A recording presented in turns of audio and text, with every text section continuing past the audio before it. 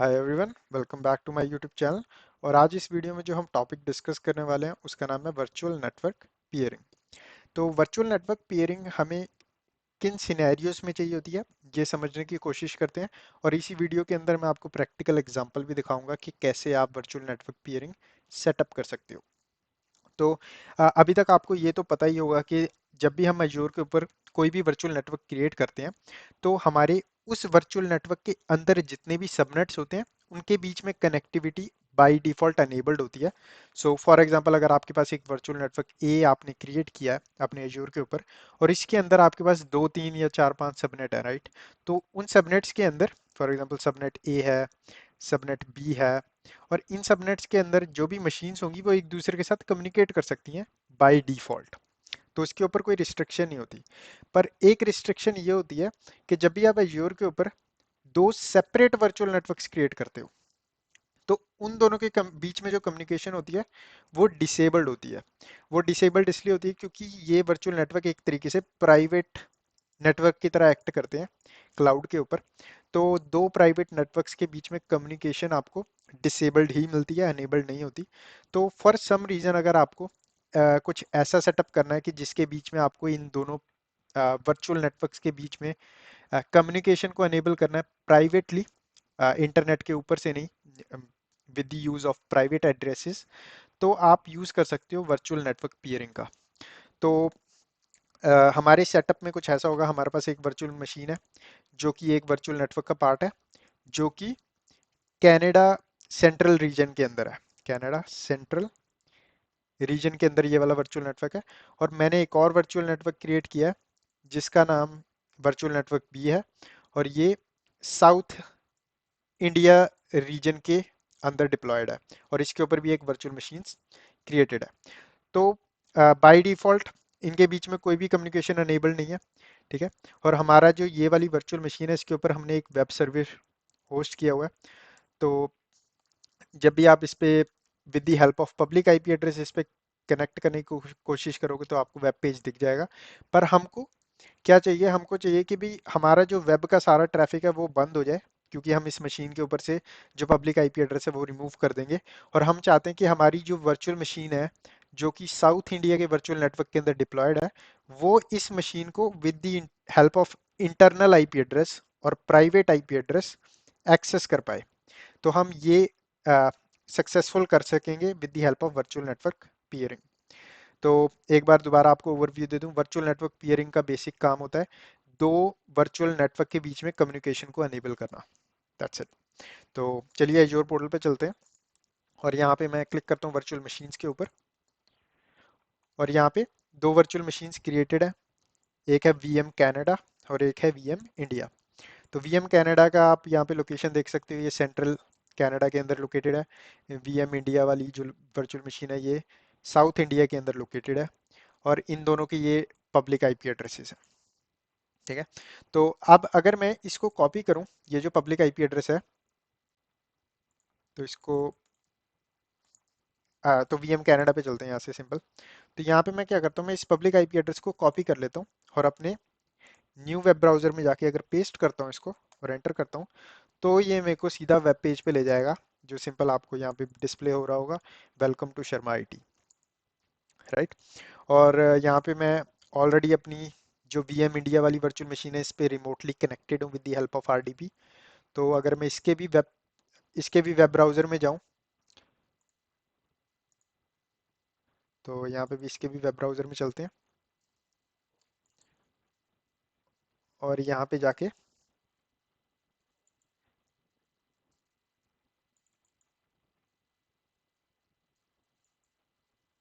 ये वाला IP address paste कर देता हूँ मैं और एंटर करता हूँ। और ये मेरे को इस वर्चुअल मशीन के भी जब मैं इस वीएम इंडिया वाली वर्चुअल मशीन से एक्सेस कर रहा हूँ तो ये भी मेरे को सेम हमारे वीएम कनाडा वाले वर्चुअल मशीन पे लेके आ रहा है उसके वेब पेज पे।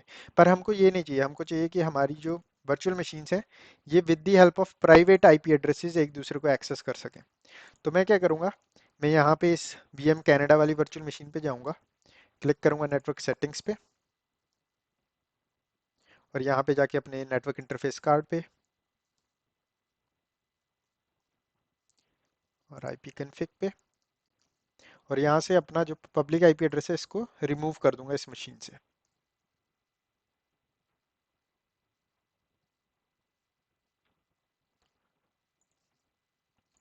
तो अब हमने ये पब्लिक आईपी एड्रेस जो है यहाँ से रिमूव कर दिया है, ये अपडेट हो रहा है। तो इसके बाद हमारी जो वीएम कनाडा वाली वर्चुअल मशीन है, इसके ऊपर हम with the help of public IP address इस पेज को एक्सेस नहीं कर पाएंगे। तो यहाँ पे हमारा जो अपडेट है वो अपडेट कंप्लीट हो चुका है। तो अगर मैं इसको रिफ्रेश करूँ तो ये मेरे को एरर दे देगा। तो अगर इस यूआरएल को मैं कॉपी कर लेता हूँ, इसको न्यू पेज में पेस्ट करके, तो ये मेरे को अब किसी भी वेब ब्राउज़र पे नहीं लेके जा रहा, क्योंकि हमारी जो वर्चुअल मशीन है उसके ऊपर से पब्लिक आईपी एड्रेस हट चुका है। ठीक है। तो अब मैं क्या करूँगा, अब मैं वर्चुअल नेटवर्क पियरिंग एनेबल करूँगा अपनी वीएम कनाडा और वीएम इंडिया वाली मशीन के बीच में, ताकि ये एक दूसरे के साथ कम्युनिकेट कर सके with the help of private IP addresses. ठीक है। तो यहाँ पे मैं आपको लेकर चलता हूँ होम पे। यहाँ पे आपको क्लिक करना है वर्चुअल नेटवर्क्स के ऊपर, और यहाँ पे आपको दो वर्चुअल नेटवर्क दिख रहे होंगे, वर्चुअल नेटवर्क ए और वर्चुअल नेटवर्क बी। तो मैं वर्चुअल नेटवर्क ए पे क्लिक कर देता हूँ, और यहाँ पे लेफ्ट साइड में स्क्रॉल डाउन करूंगा मैं, यहाँ पे मेरे को ऑप्शन दिखेगा पियरिंग्स का। तो इस पे क्लिक करते हैं, और यहाँ पे मैं क्लिक करूंगा ऐड के ऊपर। और यहाँ पे जब आप एक न्यू नेटवर्क पियरिंग सेटअप करते हो, तो आपको ये ऑप्शन देता है अपनी पीयर लिंक का नाम डिफाइन करने में और सेटिंग्स डिफाइन करने में, और रिमोट पीयर लिंक का डिफाइन करने में भी। तो जैसे कि आप यहाँ पे देख सकते हो, रिमोट वर्चुअल नेटवर्क भी डिफाइन करोगे आप यहीं पे, और अपना वर्चुअल नेटवर्क भी आप यहीं पे डिफाइन करोगे। तो यहाँ पे लिंक का नाम दे देते हैं। तो लिंक का नाम मैं कुछ ऐसे देता हूँ, कैनेडा टू इंडिया। और यहाँ पे आपको ये वाला ऑप्शन चेक कर लेना, allow network A to access the peered virtual network. और यहाँ पे हमको डिफाइन करना है हमारा रिमोट वर्चुअल नेटवर्क के पीयर लिंक का नाम। तो उसका नाम देते हैं इंडिया टू कनाडा। नेक्स्ट है हमारे पास सब्सक्रिप्शन, हमको डिफाइन कर देनी है, जिस सब्सक्रिप्शन के अंदर हमारा रिमोट वर्चुअल नेटवर्क है। ठीक है। तो हम यहाँ पे रिमोट वर्चुअल नेटवर्क की सेटिंग्स डिफाइन कर रहे हैं। तो जो सब्सक्रिप्शन वन, जो मेरी सब्सक्रिप्शन है उसके अंदर मेरा वर्चुअल नेटवर्क है। तो यहाँ पे मैं सिलेक्ट करूंगा इसको, वर्चुअल नेटवर्क को, और ये मेरे को दोनों वर्चुअल नेटवर्क्स दिखा देगा। तो यहाँ पे मैं ऑलरेडी नेटवर्क ए के अंदर हूँ, तो मैं नेटवर्क बी को सिलेक्ट करूंगा as a remote virtual network. तो इधर रिमोट वर्चुअल नेटवर्क सिलेक्ट कर लेते हैं, और क्लिक कर देते हैं ऐड के ऊपर। तो अब यहाँ पे आपको दिख रहा होगा ये दो वर्चुअल नेटवर्क पियरिंग क्रिएट कर रहा है, एक इस नेटवर्क के लिए और एक नेटवर्क बी के लिए। ठीक है। तो यहाँ पे मैं इसको रिफ्रेश करता हूँ एक बार, और यहाँ पे आपको पियरिंग स्टेटस दिख गया होगा कनेक्टेड का। तो इस वक्त हमारी पियरिंग जो है अनेबल हो चुकी है। और अगर मैं आपको यहाँ पे दोबारा पेज पे लेके जाऊँ, रीलोड करूँ, तो स्टिल हम इस वेबसाइट को रीच नहीं कर सकते, क्योंकि उस वेब सर्वर के ऊपर पब्लिक आईपी एड्रेस नहीं है, राइट। तो अगर मैं अपनी वर्चुअल मशीन्स के ऊपर दोबारा जाऊँ, इसको क्लोज कर देता हूँ, और ये जो मेरी वर्चुअल मशीन है वीएम इंडिया, इसके ऊपर दोबारा जाऊं और इसका वेब ब्राउज़र ओपन कर लेते हैं। अब मैं यहाँ पे वेब ब्राउज़र में पब्लिक आईपी एड्रेस की जगह अपनी कनाडा वाली वीएम का प्राइवेट आईपी एड्रेस डालूंगा और एक्सेस करने की कोशिश करूंगा। तो इसका प्राइवेट एड्रेस चेक कर लेते हैं हमारी कनाडा वाली वर्चुअल मशीन का। तो मैं होम पे क्लिक करता हूँ, वर्चुअल मशीन्स पे जाता हूँ, वीएम कनाडा, और यहाँ पे मैं अगर स्क्रॉल डाउन करूँ तो ये मेरे को दिखा देगा IP address, private IP address ये है। तो 10.10.10.4 है। तो सिंपल मैं अपनी वीएम इंडिया पे जाऊंगा जो इंडिया में है। ठीक है। और इसके अंदर जाके यहाँ पे 10.10.4 पे क्लिक करता हूँ और एंटर मारता हूँ। तो ये मेरे को इस पेज पे ले आया। तो इस तरीके से आप वर्चुअल नेटवर्क पियरिंग जो होती है अनेबल कर सकते हो।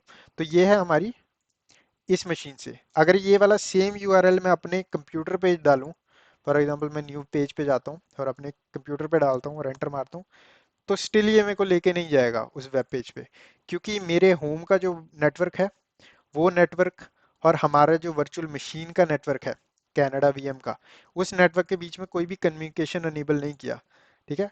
तो वर्चुअल नेटवर्क पेयरिंग में एक और बात ध्यान में रखने वाली ये है कि वर्चुअल नेटवर्क पेयरिंग सिर्फ सपोर्ट करती है दो एज्योर वर्चुअल नेटवर्क्स को, या फिर उन वर्चुअल नेटवर्क्स को जो एज्योर पे क्रिएट हुए हैं। तो अगर आपने कोई AWS के ऊपर या किसी और क्लाउड प्रोवाइडर के ऊपर अपना कोई वर्चुअल नेटवर्क क्रिएट किया हुआ है और आप उसको कनेक्ट करना चाहते हो अपनी एज्योर वीएम के वर्चुअल नेटवर्क के साथ, तो वो पॉसिबल नहीं है with the help of virtual network pairing. तो वर्चुअल नेटवर्क पेयरिंग सिर्फ एज्योर वर्चुअल नेटवर्क्स को ही सपोर्ट करती है। तो इस वीडियो में बस इतना ही। वीडियो को लाइक करना ना भूलें, चैनल को सब्सक्राइब करें, और मैं मिलता हूँ आपको नेक्स्ट वीडियो में।